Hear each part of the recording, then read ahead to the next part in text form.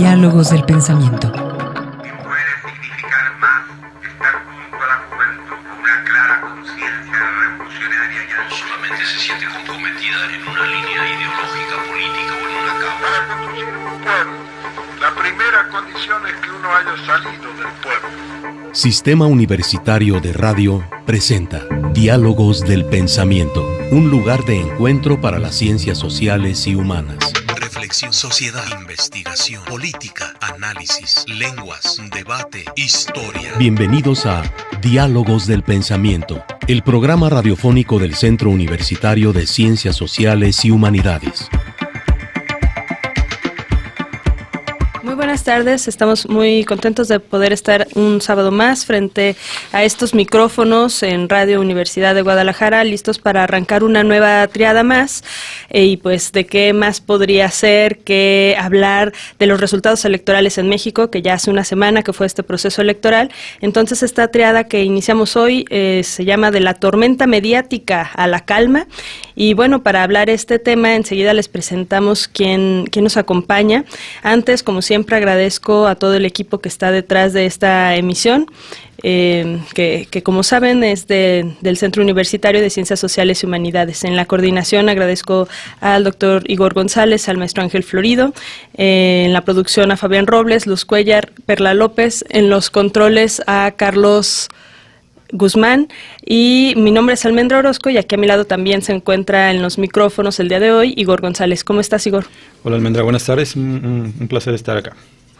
Pues listos para arrancar esta temática en esta primera emisión de esta triada de análisis sobre los resultados electorales en México. Queremos justamente analizar esta jornada y pues en sí los resultados que se dieron, esta reconfiguración del mapa político, y para ello nos acompaña el doctor Jaime Preciado Coronado. Él es doctor y maestro en estudios latinoamericanos con especialidad en geografía política y ordenación territorial por el Instituto de Altos Estudios Latinoamericanos de la Universidad de París III, y entre sus líneas de investigación se encuentran geopolítica de la globalización y democracia en América y geografía política y procesos electorales locales en México.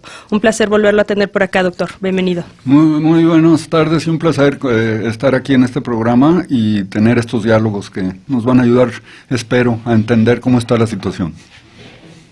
Gracias. Bien, pues es un placer tenerlo acá, doctor. ¿Les parece si comenzamos entonces con nuestra cápsula editorial que se llama Ideograma? Vamos allá.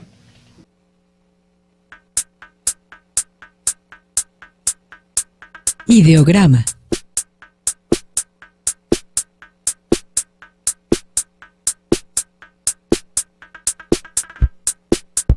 El pasado 1 de julio se llevó a cabo el que ha sido uno de los procesos electorales más grandes en la historia reciente de nuestro país.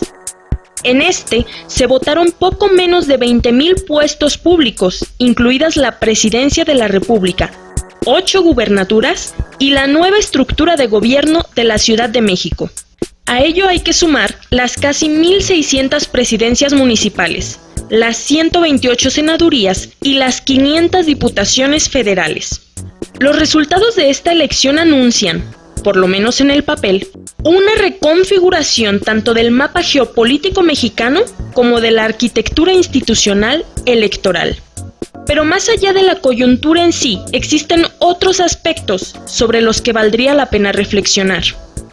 Por ejemplo, el triunfo contundente de Andrés Manuel López Obrador precisa ser leído como un mensaje poderoso de la ciudadanía para la clase política, que plantea que la configuración actual del sistema político en nuestro país requiere de una transformación de raíz. Habrá que ver si la clase política está a la altura del desafío, la entrante y la saliente. Por otra parte, en el horizonte próximo se percibe una especie de viraje orientado relativamente hacia la izquierda. Sin embargo, el margen de maniobra con el que se cuenta es cuando menos escaso.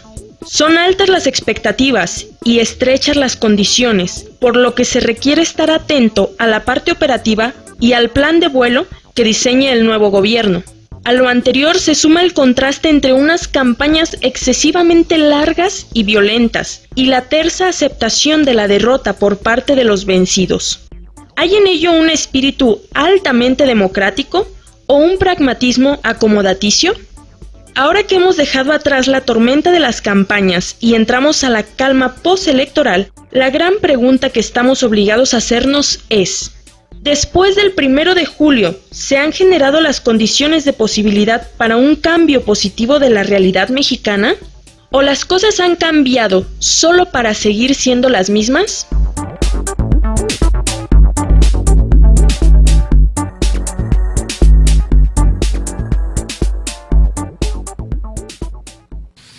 Bueno, pues para arrancar, doctor, me gustaría tal vez preguntarle o que nos explicara o nos hablara un poco como acerca de esta tendencia que vimos mantenida de las encuestas y lo que vimos reflejado en los resultados. Porque recuerdo que en otros procesos electorales, pues normalmente eran las encuestas decían una cosa, había mucha desconfianza, ¿no?, en las mismas, pero ahora parece que las encuestas de este proceso electoral decían la verdad. ¿Cómo podemos entender ese proceso?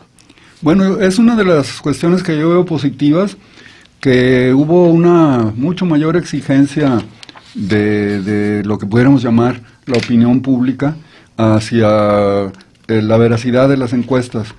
Y creo que hubo esfuerzos estadísticos muy bien realizados desde el punto de vista de su solidez conceptual para mostrar cómo había encuestas más valiosas que otras, pero en general la exigencia subió. No vimos un fenómeno, como se dice coloquialmente, de cuchareo de las encuestas para favorecer a tal cual, sino que se le procuró tomar el pulso a la intención del voto, ¿no? Que no podemos pedirle más que eso a unas encuestas como las que se hicieron, pero creo que hay un buen panorama, fortalecido por supuesto por esa combinación que yo veo muy positiva entre las redes sociales y los medios de comunicación más o menos tradicionales, instituidos, que llevó a una experiencia como la que se analizó recientemente aquí en Radio Universidad, de verificado, que es este esfuerzo por darle un peso específico al periodismo de investigación. También, doctor, platicamos antes de entrar a cabina que había la esfera de los resultados electorales vinculados, por ejemplo, con las encuestas, era una de las arenas en las que podría analizarse este asunto, pero había otros dos ejes que también sería preciso considerar, ¿no? Uno tiene que ver con la reconfiguración, como decía la cápsula editorial, la reconfiguración del mapa geopolítico en el país y lo que esto implica, y la segunda tiene que ver con mucho más vinculada con el lado de la sociedad, es decir, el modo en que si esos resultados, como están puestos ahora, modifican el modo en que nosotros como sociedad nos relacionamos entre nosotros. Y en este sentido me gustaría preguntarle, doctor, ¿qué percibe, cuál es el horizonte que percibe con relación al primero de estos puntos, a la reconfiguración del mapa geopolítico? ¿Qué nos puede decir al respecto? Me parece que los resultados tan arrolladores que presentó Morena y su candidato a la presidencia del país son muy expresivos de lo que habíamos ya dado como por una cuestión casi que no se podía modificar, y que es la división entre el norte, el sur, sureste. Me parece que ahora hubo un mapa mucho más teñido y menos contrastado. De hecho, el único estado donde no gana López Obrador es Guanajuato. Y eso pues habla de que allí, inclusive en estados en donde era muy reacio el electorado a apoyar su candidatura y sus propuestas, están modificándose. Entonces eso creo que es una parte positiva. Ahora bien, me parece que hay otra parte que sería como lo oculto, lo no dicho, lo no visto de esa reconfiguración del mapa, que pues se expresa en lo que representó, digamos, una apuesta simbólica, política, con la candidatura de Marichuy por parte del Consejo Nacional Indígena, que nos habla de todo ese México que no está dentro de la lógica electoral, pero que sin embargo una buena parte de esos pueblos indígenas estuvieron involucrados de una u otra forma con el proceso electoral, aunque sí también hubo ausencias remarcables. La otra cuestión es, lo que no se vio es como la manera en que la violencia afectó, porque sabemos que hubo más de 130 políticos asesinados, una buena parte de ellos ya candidatos a puestos de elección popular, y que pues eso manchó el proceso electoral. Claro que tenemos que reconocer un balance muy positivo en cuanto a que este padrón, el más grande en la historia de las elecciones en México, pudo llevar en paz y sin mayores sobresaltos en la inmensa mayoría del país, pero también está ese llamado de atención que representa, por una parte, el tema indígena, por otra parte, la violencia, y el que sepamos bien a bien el crimen organizado y sus áreas de influencia en determinados estados que sabemos pues que siguen los problemas. En Michoacán, por ejemplo, está el doctor Mireles, que fue candidato a senador, está en los casos de Guerrero, en donde, por ejemplo, la encargada de cultura pues es una persona que en el nuevo gobierno es una persona que proviene de un trabajo muy intenso de base en el estado de Guerrero. De ahí que lo que conviene es estar atento a tomarle el pulso al país y no encerrarnos en nuestra realidad tan inmediata, porque muchas veces se nos escapan esas cuestiones que, no por mínimas y marginales, no dejan de ser importantes. De acuerdo, pues con esto vamos a nuestro primer corte. Les recordamos que están abiertos nuestros teléfonos para sus preguntas y comentarios sobre el tema, y también para que se apunten por nuestro paquete de libros sobre ciencias sociales que tenemos para ustedes, editados por la editorial del Cuch. Nuestros teléfonos 31 34 22 22, extensiones de la 12-801 a la 12-803. Saben que también pueden contactarnos vía Facebook, búsquenos como Diálogos del Pensamiento, y pues por ahí está Luz y Perla para atenderlos. Regresamos. Diálogos del Pensamiento, el programa radiofónico del Centro Universitario de Ciencias Sociales y Humanidades. Regresamos.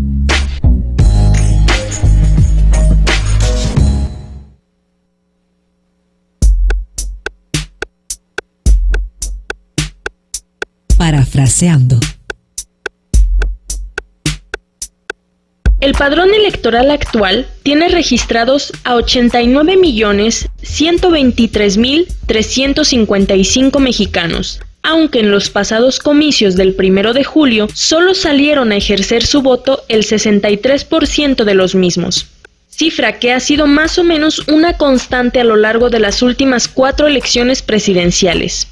El récord histórico de participación se registró en el proceso electoral de 1994, cuando el 77% de votantes acudió a las urnas, aunque este representaba en cifras totales la mitad del electorado actual. A diferencia de los dos pasados procesos en los que contendió por la presidencia, esta vez Andrés Manuel López Obrador, con una mayoría absoluta, se llevó un triunfo indiscutible, con una diferencia de 30 puntos con su contrincante más cercano. A nivel estatal, los resultados de la jornada electoral del pasado domingo dieron 5 gubernaturas a Morena, 1 a Movimiento Ciudadano y 3 al PAN, uno de cuyos triunfos está siendo fuertemente cuestionado debido a la violencia en la que se desarrolló el proceso. Los resultados son contundentes. El PRI es el gran perdedor de los recientes comicios.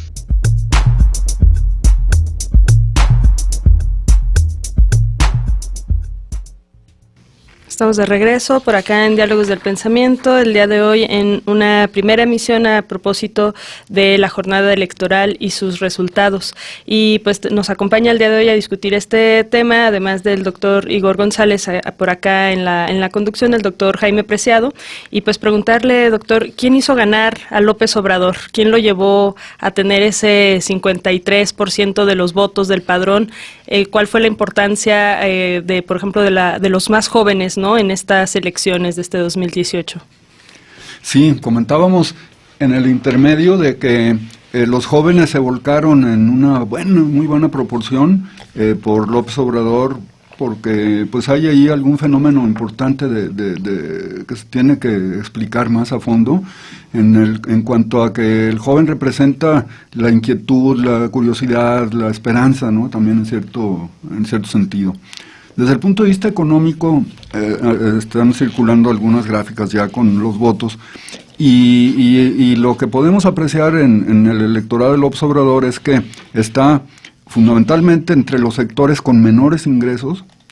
Luego hay una como curva descendiente hacia sectores de clase media, pero luego vuelve a apuntar hacia arriba cuando se presentan ya sectores con ingresos medios y altos. Entonces también eso habría que irle buscando alguna explicación, porque yo en lo personal percibo que la campaña del miedo y de las falsas noticias sí impactó, sobre todo entre esa clase media muy asustadiza, muy susceptible de comprarse argumentos que les den como una cierta seguridad, porque me parece que otra de las peculiaridades que tuvo en su conjunto el proceso electoral es que ahora fueron las emociones y los sentimientos los que inclinaron el proceso de votación. No fue una racionalidad así del que saca su calculadora y ve que le ofrece cada uno de los candidatos y luego ya vota en función de esa razón. Y no digo que sea irracional, pero al contrario, creo que hay otros aspectos de inteligencia emocional, de integralidad del mundo, que están de alguna forma también entrando, ¿no?, a este proceso.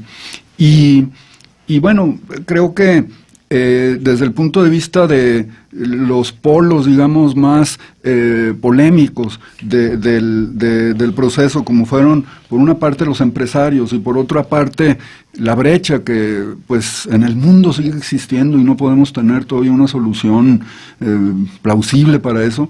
Por un lado los empresarios, sobre todo los grandes empresarios, que el discurso de la mafia del poder hizo que se identificaran a personas muy específicas que tan pronto se dan los resultados empiezan a recomponer el panorama, tratándolo de llevar a su favor. Y por otro lado, lo que yo distingo entre la izquierda social, más metida en los movimientos sociales, en todas las dinámicas, digamos, de reivindicación frente a conflictos muy reales y muy injustos y que están por una agenda mucho más vinculada con la igualdad, con la equidad, con la justicia social, pues esos sectores también están mostrando sus recelos, ¿no? Claro. Ahí también siguiendo con esto, me interesa mucho como poner el énfasis en esta especie de dimensión afectiva de la vida social y cómo se vuelve un componente cada vez más importante del campo político como tal. Uh-huh. Yo creo que por ahí uno podría encontrar explicaciones a los resultados electorales. Por ejemplo, en la cápsula se señalaba que uno de los grandes perdedores de este proceso electoral es justamente el PRI, ¿no? Y a mí lo que me indica esto es que quien votó, y quien votó de esa forma, es decir, en contra del PRI, a favor de Morena, lo hace también como una llamada de atención hacia la clase política y hacia la estructura, o hacia el modo en que está estructurado el sistema político como tal. Es decir, esa cosa que tenemos, esa idea que tenemos acerca de los partidos, o el modo en que están funcionando hoy los partidos, o esa institución llamada partido político, ya no funciona como tal. Hoy votamos por esta otra configuración articulada alrededor de Morena, que en realidad no es un partido político como tal. O por algunas, o tenemos la esperanza de tener otro tipo de configuraciones políticas, de darnos otras formas de organizarnos políticamente. A mí me parece que los resultados electorales estarían puestos por ahí. Es una llamada de atención a los partidos políticos. Pero la otra, y sobre la que me interesaría preguntarle, doctor, es sobre el papel del Instituto Nacional Electoral. ¿Cómo lo vio? ¿Estuvo a la altura del desafío, porque era uno de los más grandes en la historia reciente del país, o nos quedó a deber? ¿Qué piensa usted al respecto del INE? Sí, me parece que hay una preocupación en el mundo para ver cómo esta parte de las elecciones, que es un ingrediente indispensable para una sociedad tan grande, tan compleja como las que tenemos, pues los procesos electorales todavía son como una parte irrenunciable de ese proceso de democratización. Y creo que pues el seguirle la pista al Instituto Nacional Electoral es justamente entrar en esa dinámica de comprender hasta dónde está lo ciudadano presente, uh-huh, y hasta dónde una de las figuras que más potenciales tienen para la democratización de un país cualquiera son los organismos públicos autónomos. Y ese es el caso del INE. Tuvo pues su época brillante para lo que algunos llaman, que yo no le llamo así, la transición democrática en México, pero vamos diciendo para la alternancia cuando menos, y pues ahora cada vez lo vemos como más complejo en su definición, pero creo que eso también va a tener que modificarse, porque el INE siguió siendo un espacio de cuotas de partido. Claro. Y eso le dio un perfil muy específico, como para actuar favoreciendo ciertos intereses y entrando en omisiones muy graves, ¿no? Creo que, por ejemplo, lo que sucedió en su vínculo con el Tribunal Electoral, que es otro de los factores que tenemos que tomar en cuenta en este proceso, pues fue muy evidente en el caso del Bronco, que su candidatura fue pues más producto de arreglos de cúpula que de un empuje realmente de una base social que estaba representada en las firmas que estos actores recogían. Claro, incluso puso en tensión al INE con el tribunal, por ejemplo, ¿no? La candidatura del Bronco. Sí, totalmente, porque, o sea, el tribunal aparentemente le corrige la plana al INE, y pues no hubo como elementos así que le dieran la suficiente consistencia jurídica al proceso. Luego, también pues hay cosas que vamos a tener que irnos replanteando, ¿no? Por ejemplo, yo creo que todos los que escuchen estarán de acuerdo conmigo en que la espotización de la política es una cosa pero verdaderamente farragosa y enfadosa, y que tenemos que pensar en cómo dejamos de lado esa cultura de que creen que el machacar el espacio radiofónico o televisual nos va a llevar a votar por alguien. Y el INE ahí pues ha sido sensible respecto a ciertas investigaciones, ciertos intelectuales que están muy vinculados con los medios, pero no lo suficiente como para poder ir avanzando en ese plano. El financiamiento de las campañas creo que en general estuvo bien manejado, salvo que el sistema tiene como una cierta perversidad, porque, por ejemplo, para anular así unas elecciones totalmente, se necesita que pues pase todo el proceso, se hagan las elecciones, y ya después de que se dé la constancia de la presidencia y los cargos electos, es cuando viene la investigación, ese ex post. Entonces, ¿cómo se puede garantizar que lleguemos a votar realmente por candidatos que no incurrieron en fallas así de grandes, ¿no? Claro. Sobre todo con los peligros que tenemos del dinero sucio que proviene del crimen organizado. Entonces, hay factores que indudablemente el INE tendrá que cambiar, pero me parece que el fundamental va a ser el que de parte de la Presidencia de la República de López Obrador se reconozca esa autonomía de los organismos constitucionales, para que no sean cuotas para nadie, sino que sean ciudadanos efectivamente, que entren también en todo este programa de austeridad, con lo que representan los enormes sueldos que tienen los funcionarios de los distintos organismos electorales, y que pues todo ello redunde en gente de carne y hueso, que es la que está conduciendo ese proceso. Con lo cual, y termino aquí, también hay que reconocer algo que publicitan mucho desde la propaganda oficial del INE, y es que más de 1 millón de personas se ven comprometidas en la organización de las casillas y el recuento de las actas y todo lo demás, ¿no? Eso es absolutamente importante reconocerlo, pero es como un eslabón que hay que reforzar con otro eslabón que es la verdadera autonomía del Instituto Nacional Electoral. Y ahora me gustaría preguntarles cómo vieron ustedes el papel de la figura de los independientes en estas elecciones, que podría pensarse que también fue como otro de los perdedores, por decirlo, o cómo lo ven ustedes. Bueno, lo de los candidatos independientes lo vimos desde que surgió la figura de que se prestaba para liderazgos así como muy cuestionables, como por ejemplo el del Bronco, o personas que tenían una propuesta realmente democratizadora, ¿no? Manuel Cloutier en Sinaloa, Pedro Kumamoto acá en Jalisco y la gente de Wikipolítica que lo ha venido acompañando, me parece que representan una opción muy válida porque esto servía de acicate para el sistema de partidos, ¿no? No era el problema como se viene dando con los partidos de que es una suerte de franquicia en la que te vas cambiando conforme te ofrezcan o no una plataforma. Y acá en la candidatura independiente es más el hacer un programa y un contacto tete a tete, un contacto muy directo con la población que le puede dar cierta legitimidad.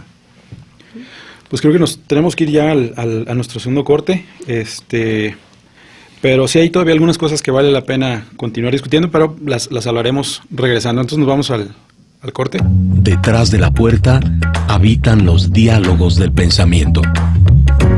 Regresamos.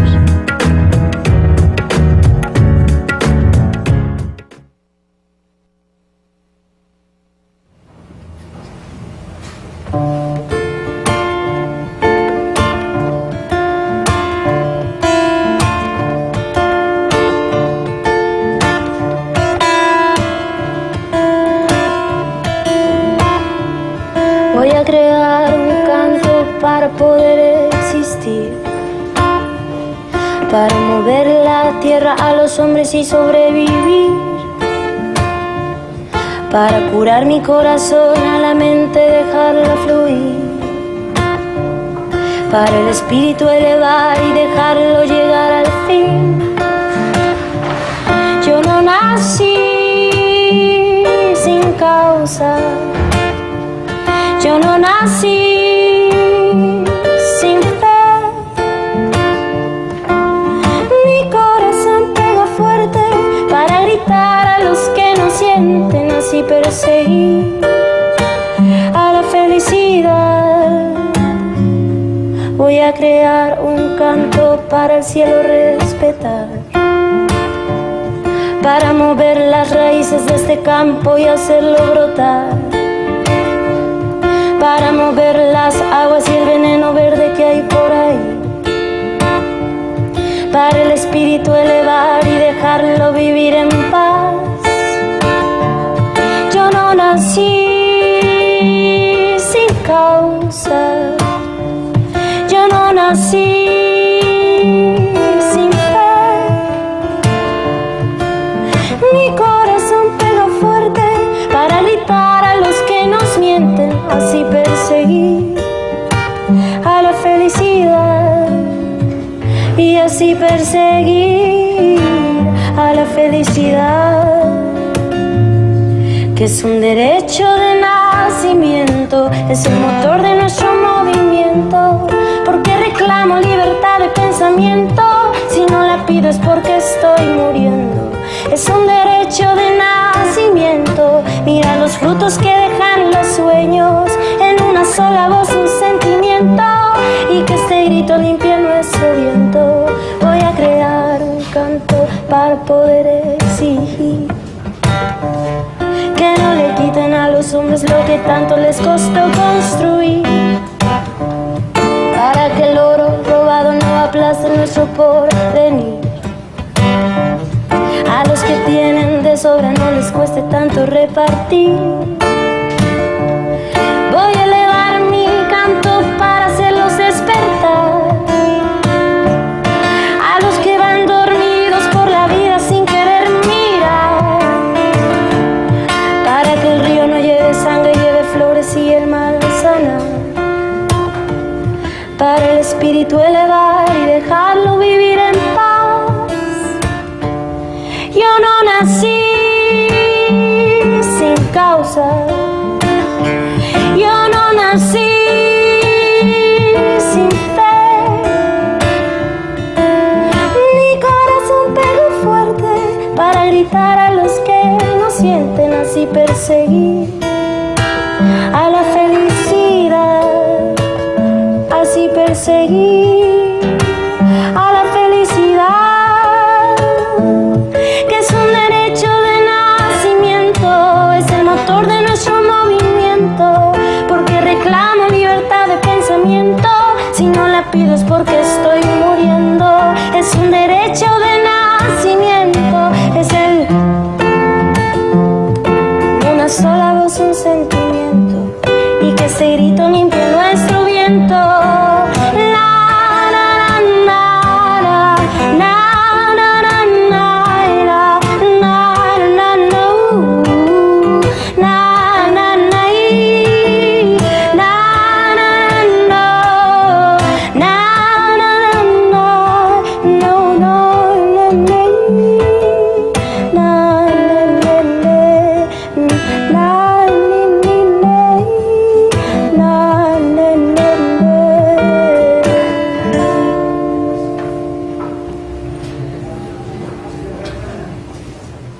Pues estamos ya de regreso a esto que escuchamos, Un Derecho de Nacimiento, con Natalia Lafourcade.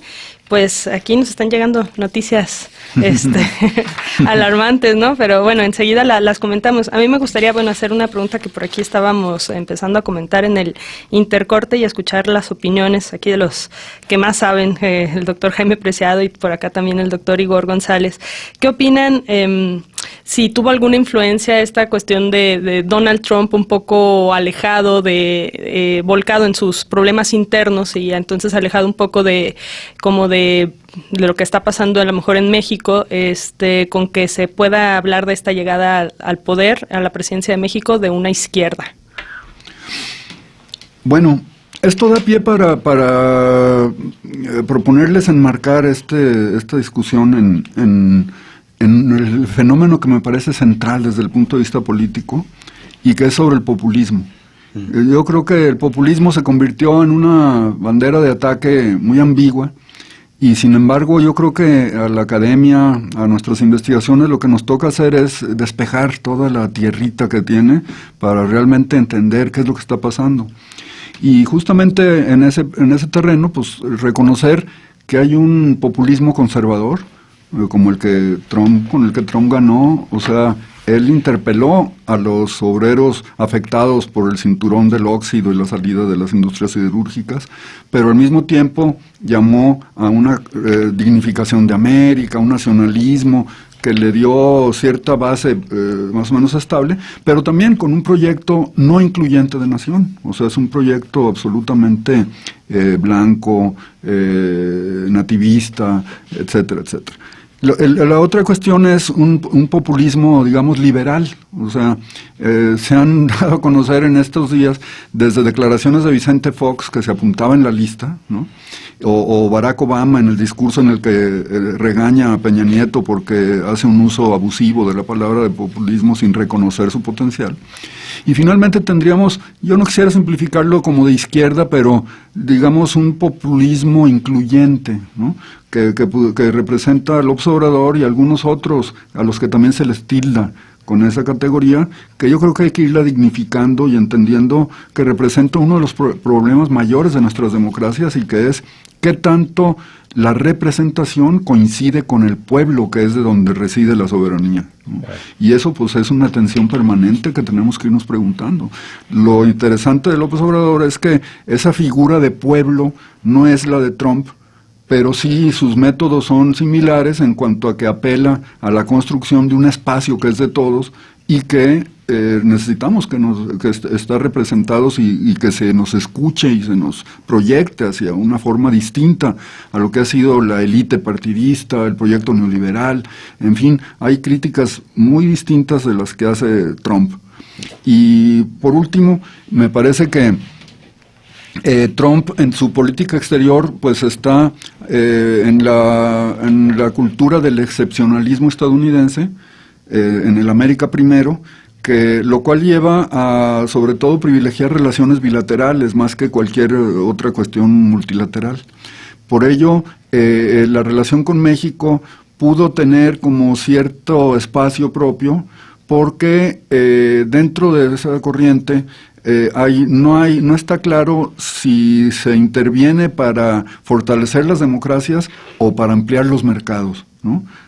Él criticó la intervención de Obama en Irak, toda esta guerra, etcétera, que llevaba a instaurar democracias parecidas a la liberal, y lo que Trump está proponiendo es, no, más bien cada uno en su país que haga lo que crea conveniente y nosotros vamos a influir sobre aquellos en los que coincidimos en alguna medida. Y por eso esto que nos comentaban ahora, ¿no?, que si me dan la primicia, sí, lo digo, de Juan Trump, ¿no?, que es el apodo que le pone Donald Trump a Andrés Manuel López Obrador, pues va en el sentido de ese, oye, sí, vamos identificando cosas, ¿no? ¿Estás de acuerdo en que se pagan malos salarios en México? Yo también, pero mi conclusión y mis consecuencias políticas, y eso no lo dice Trump, son diferentes. Porque yo a quien quiero fortalecer no es a mis obreritos que vinieron a votar por mí del cinturón del óxido, sino a las superempresas que lo que quieren es segmentar y recuperar mercados. Y en cambio acá, pues se trata, desde la visión de López Obrador, de que el salario mínimo y toda la desigualdad y la polarización en la distribución del ingreso, pues es lo que hay que modificar, ¿no? Cuando en Trump no hay de fondo una política de ese tipo. Sí, claro, justamente son dos aspectos, lo comentábamos en el corte, durante el corte, que habría que ponerse a analizar realmente el margen de maniobra que va a tener López Obrador cuando asuma la presidencia de este país. Y hay dos aspectos en los que creo que sí puede incidir en lo inmediato, es decir, en una política más sólida acerca de la redistribución del ingreso y en el fortalecimiento del mercado interno, que son los aspectos sobre los que políticamente se puede intervenir y que eso modificarían en buena medida algunas cosas del estado en el que está el país. Pero no sé cómo ve usted esa situación, doctor. ¿Realmente las cosas cambiarán de manera positiva o hay un espacio para la duda? Sí, yo creo que lo que tenemos que aceptar es que hay un margen muy reducido de actuación, dada sobre todo las influencias macro, ¿no? Uh-huh. O sea, por ejemplo, el haber incluido en su gabinete a uno de los fundadores de la Organización Mundial del Comercio, que estuvo en México impulsando los acuerdos del GATT, pues es como decir, no podemos renunciar a la influencia de las reformas de mercado, aunque tenemos, y por eso quizás sea interesante ver cómo se podrá ir, por ejemplo, en el caso de Brasil, Lula se apoyó en alguna medida en Joseph Stiglitz, un economista que fue muy importante en el Banco Mundial y que sin embargo pues le abrió ciertas pistas para fortalecer el salario, el poder adquisitivo, todo esto en vías de fortalecer el mercado interno, pero dentro del propio país hay fuerzas que quieren toda la tajada y que no permiten que haya más que la visión del modelo industrial orientado a la exportación y a la polarización en la concentración del ingreso. Creo que eso lo que va a tener que hacer López Obrador es avanzar desde el punto de vista de la estrategia en la separación, como él lo pretendió, de poder económico y poder político. Es decir, que el comité, en eso no comparto del todo la visión del López Obrador sobre el Estado, pero dice, el Estado es el comité ejecutivo de la clase de la mafia en el poder, ¿no? Es un poco mucho más complejo que eso, pero uno de los aspectos es ese, cómo separamos economía de política y en qué sentido le damos voz a lo que venga de legisladores, de otros espacios que hay supuesta apertura, pues, como los referéndumos, los plebiscitos u otra forma de gobierno complementaria que no se tiene que absolutizar, pero que sí se tiene que ver como complementario para poder alcanzar este objetivo del mercado interno, de una relación más estrecha entre representantes y representados, en fin, de avanzar en los varios frentes que tiene el proceso de democratización en nuestro país. Bien, pues nos vamos a nuestro último corte. Quédense con nosotros para las conclusiones de esta emisión, de este análisis postelectoral y también pues para dar salida a algunos de los comentarios que nuestros radioescuchas y seguidores en redes nos han hecho llegar a propósito de esta emisión del día de hoy. Les recordamos que tenemos para ustedes abiertos los micrófonos para recibir cualquier duda, pregunta, comentario y también para que se apunten por nuestro paquete de libros sobre ciencias sociales 31 34 22 22, extensiones de la 12801 a la 12803. Regresamos. Diálogos del Pensamiento, el programa radiofónico del Centro Universitario de Ciencias Sociales y Humanidades. Regresamos. Estamos aquí de regreso y para no perder más tiempo, algunos de los comentarios que nos hacen llegar a propósito de, la opinión de nuestros seguidores sobre el proceso electoral. Salvatore Ramírez, él dice, personalmente pienso que fue nutrido, aunque tristemente no al nivel deseado respecto a la participación ciudadana. Al menos en su municipio, dice él, no pasó gran cosa durante la jornada misma y aunque algunas casillas se fueron casi hasta las 2 de la mañana del lunes a entregar paquetes, fue una experiencia muy buena. Oscar Sandoval, él dice que el proceso y la participación fue muy buena, el pequeño hartazgo, muchos votamos por algunos partidos en masa y no por candidatos en particular. Y Max Demian, él dice, el deseo de los ciudadanos fue demostrar el poderío de los consensos multitudinarios, el arma puesta al servicio del inicio de una verdadera democracia. Pues hay muchas expectativas, ¿no?, sobre este nuevo pues presidencia que viene. Maximino Victoria dice que él está celebrando el triunfo de AMLO y Morena. Bien, pues hay muchas cosas que vale la pena seguir discutiendo. No hemos hablado, y sí valdría la pena que lo hagamos, no hemos hablado de las repercusiones que los resultados electorales tienen para la sociedad en sí.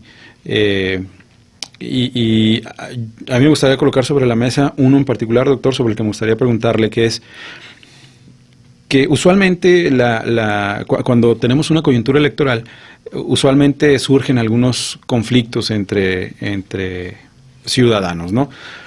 Y estos se exacerban, pero pasa la coyuntura electoral y entonces estos empiezan a despresurizarse, la esfera pública empieza a despresurizarse, pero me parece que en este caso esto todavía no ha pasado. Han surgido conflictos importantes, por lo menos a nivel discursivo, anclados en dos aspectos, en la clase y en la raza. O sea, directamente los resultados electorales ha habido una polarización, me parece, importante, y con base en estos dos elementos, en la raza y en la clase. Y desde mi perspectiva esto no se ha despresurizado todavía, como suele ocurrir en otros procesos electorales, pero no sé qué piensa usted, doctor, acerca de este tipo de conflictividades. Sí, lo veo como muy preocupante porque en los procesos postelectorales pues vienen estos empujes para posicionamientos como muy concretos ya del candidato, su programa de gobierno, hacia dónde apuntan sus alianzas, etcétera.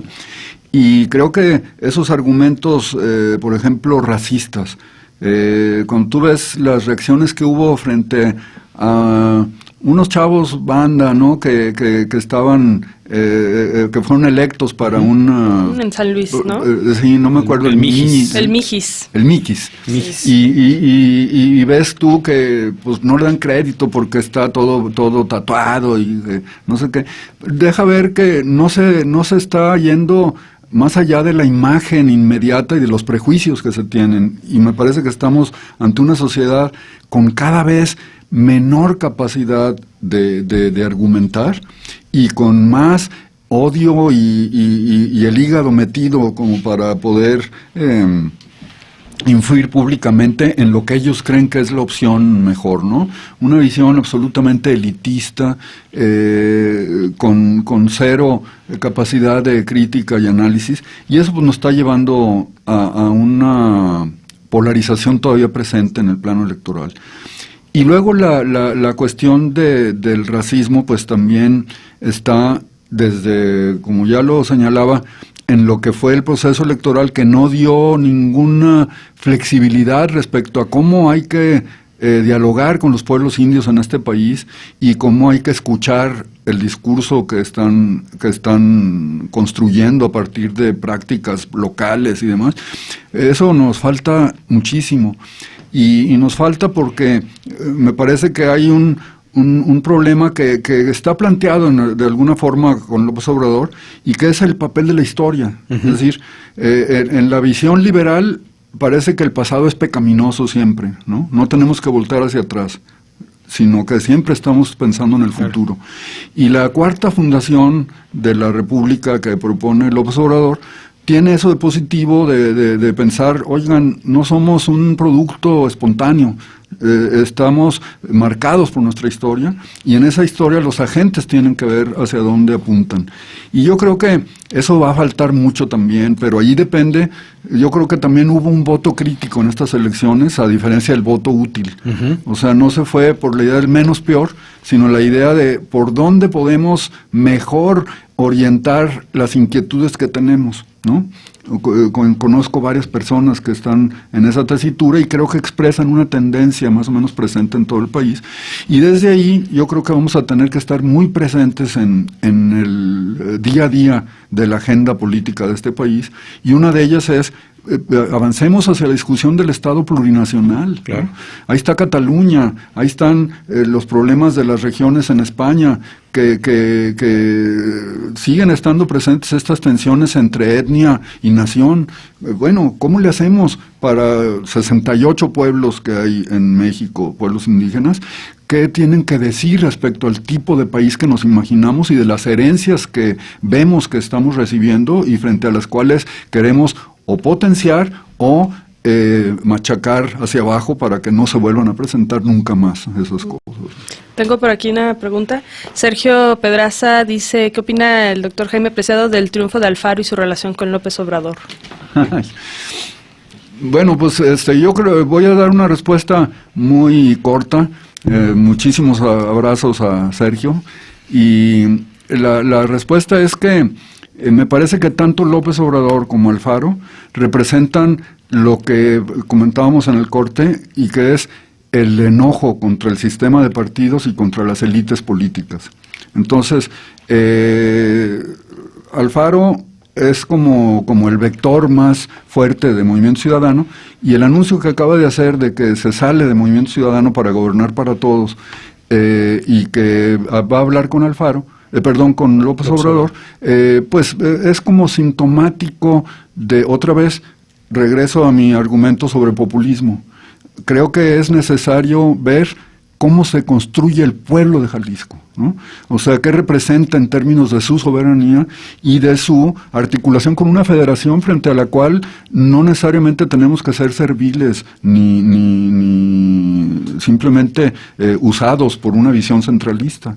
Creo que vamos a tener que reivindicar nuestras posibilidades de descentralización para que ese país de fortalecimiento de sus bases locales, del mercado interno, sea efectivamente